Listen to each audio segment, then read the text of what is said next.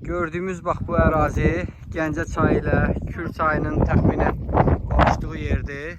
Bura şəhər burnu deyirlər. Burada 1000 illər öncə batmış şəhərin qalıqları var. Və görünür ki, Gəncə şəhərinin tarixi çox qədimdir. Deyilənlərə görə o zamanlar bu ərazilərdə şəhər olub.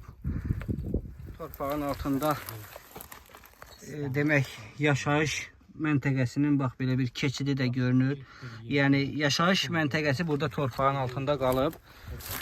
Bu ərazi başdan başa tarixi bir məkandır və burada olan binaların qalıqları var, görürsünüz.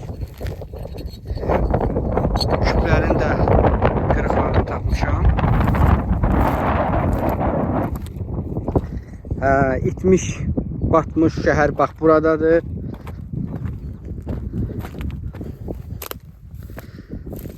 Bu hissəyə gələndə divarların da qalıqları görünür. Bax burada da hörgü hiss olunur.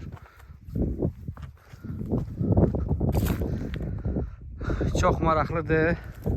Bu ərazilərdə qədim yaşayış yerinin olduğu faktiki olaraq bilinməkdədir. Tikillərdən burada da qalıqlar görünür.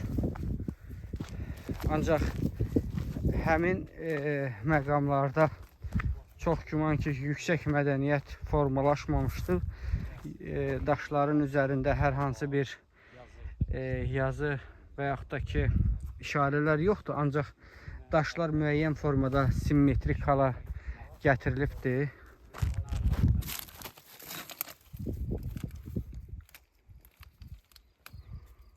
Bəzi yerlərdə üzə çıxan qayalar, formalaşdırılan daşlar bunu deməyə əsas verir. Bax, həmin ərazi